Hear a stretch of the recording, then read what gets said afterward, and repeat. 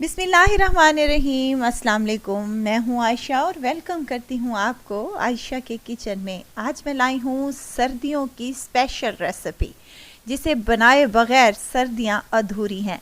जी हाँ, मेरे घर में तो अधूरी हैं क्योंकि मैं हर सर्दियों में ये रेसिपी लाजमी बनाती हूँ, क्योंकि ये बनती ही इतनी टेस्टी और मज़े की है। कम बजट, कम टाइम और कम मेहनत में बनकर तैयार होने वाली ये मज़ेदार सी चावल और गाजर की खीर, जिसे सिर्फ और सिर्फ हम 2 किलो दूध से बनाकर तैयार करेंगे। तो इसके लिए आपको क्या करना है, रेसिपी को एंड तक ज़रूर देखना है। अच्छी लगे तो लाइक शेयर ज़रूर कर दें और अपने फैमिली और फ्रेंड्स में भी ज़रूर शेयर किया करें। तो चलें फिर इस मज़ेदार ठंडी मीठी और टेस्टी सी रेसिपी को बनाना स्टार्ट कर लेते हैं। मज़ेदार क्रीमी और टेस्टी सी खीर बनाने के लिए चावलों को देख लेते हैं। चावल हैं यहाँ पर मेरे पास टूटा हुआ चावल, जो कि आधा कप के बराबर है। टूटा हुआ चावल लेंगे तो ये जल्दी से गल भी जाता है और टेस्ट भी इसका अच्छा आता है। इसको 2 घंटे के लिए आपने भिगो कर रख देना है।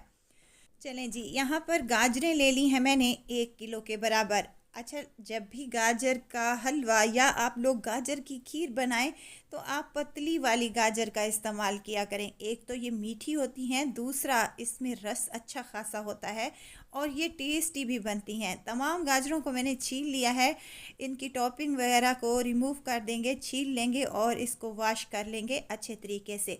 इसके बाद हमने यहाँ पर ले लिया है कद्दूकश। बड़े वाला जो होल होता है ना उसका, उससे आपने क्रश कर लेना है इन तमाम गाजर को।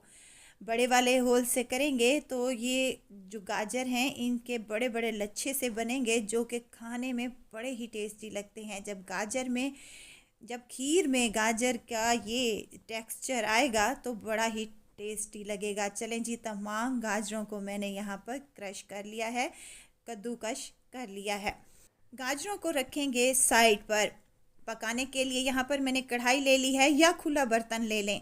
इसमें डालूंगी तमाम क्रश की हुई गाजर और साथ ही मैं इसमें शामिल करूंगी 1 कप चीनी का।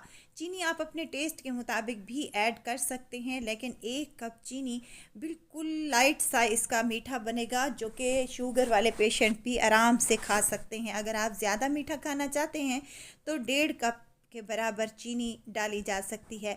अब फ्लेम को मैं ऑन कर दूंगी और इसे पकने के लिए छोड़ दूंगी। जैसे ही चीनी मेल्ट होगी, चीनी अपना पानी छोड़ेगी। गाजर में भी अच्छा खासा पानी होता है, तो इस पानी को आपने खुश्क कर लेना है और इस चीनी को मेल्ट हो जाने दें। 5 से 7 मिनट लगेंगे। चीनी भी अच्छे से मेल्ट हो चुकी है, पानी जो एक्स्ट्रा होगा वो भी अच्छे तरीके से खुश्क हो जाएगा। तब हम इसमें दूध शामिल करेंगे। दूध डालने से पहले मैंने इसमें हरी इलायचियाँ शामिल कर दी हैं। आप चाहें तो इसमें इलायची का पाउडर भी इस्तेमाल कर सकते हैं। चलें जी, इसमें शामिल करूँगी दूध। दूध है मेरे पास तकरीबन 2 किलो के बराबर, जो कि फुल फैट दूध है। गाय का कच्चे वाला दूध है। अगर आप बॉयल करके डालें तो और भी अच्छी बात है। चलें जी, दूध डालने के बाद हमने इसको पकने के लिए छोड़ देना है।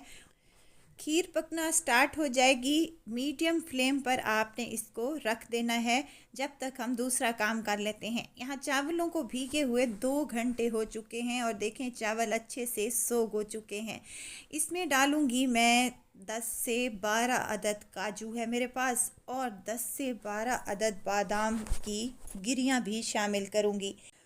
और अगर आप बादाम और काजू नहीं डालना चाहते, आपके पास अवेलेबल नहीं हैं, तो आपने क्या करना है, 2 अदद पापे या फिर 2 अदद डबल रोटी के स्लाइसेस इसी चावलों में मैश कर लेने हैं। ग्राइंडर जार में डालें चावल और बादाम काजू और थोड़ा सा पानी डालते हुए हमने इसको मैश कर लेना है। और इतना मैश करना है कि आपका चावल का दाना हल्का हल्का सा बाकी रह जाए। बिल्कुल मैश आपने इसको नहीं करना। यहाँ चावलों को पकते हुए, खीर को पकते हुए तकरीबन 10 से 15 मिनट हो चुके हैं और देखें माशाल्लाह से खीर गाढ़ा होना स्टार्ट हो चुकी है। और इसमें अब हम शामिल करेंगे जो हमने चावलों, काजू और बादाम का पेस्ट बनाकर रखा था, वो इसमें ऐड कर देंगे और इसको मिक्स कर लेंगे। अगर ज़रूरत है तो आपने इसमें थोड़ा सा पानी भी ऐड कर लेना है, नहीं तो आपने इसको एज़ इट इज़ पका लेना है। 10 से 12 मिनट इसको पकाने के लिए छोड़ देंगे। तो देखें कितनी मज़ेदार सी हमारी खीर बनकर तैयार हो चुकी है और देखें कितनी मज़ेदार और टेस्टी सी लग रही है। इसको पकते हुए 10 से 12 मिनट हो चुके हैं और देखें बबल्स बनना स्टार्ट हो चुके हैं। जब खीर में बड़े बड़े से बबल्स बनना स्टार्ट हो जाएं तो समझ लें कि खीर हमारी तैयार हो चुकी है। इसमें डालूंगी कुछ कटे हुए बादाम। आप अपनी मर्ज़ी के मुताबिक कोई भी ड्राई फ्रूट इसमें ऐड कर सकते हैं। बस जी, इसको दोबारा से 2 मिनट पका लूँगी ताकि बादाम अच्छे से इसमें घुल मिल जाए। वीडियो तो स्टेज पर अगर आप लोगों को ज़रा सी भी अच्छी लग रही हो तो लाइक करें, सब्सक्राइब करें और साथ में बेल आइकन के बटन को भी ज़रूर प्रेस कर दिया करें ताकि मेरी हर नई आने वाली वीडियो आप लोगों तक पहुंचती रहे। अब खीर को आपने कितना गाढ़ा करना है, ये ठंडी होने के बाद भी मज़ीद गाढ़ी हो जाएगी। तो इसी पॉइंट पर मैं इसको फ्लेम को ऑफ कर रही हूँ और देखें खीर का आप लोग लुक चेक करें कितनी टेस्टी और मज़े की लग रही है। ये खीर कितनी टेस्टी और मज़ेदार, क्रीमी और मज़े की है, ये तो आप लोग अगर अपने घरों पर बनाएंगे तभी आपको अंदाज़ा होगा कि ये खीर कितनी टेस्टी है।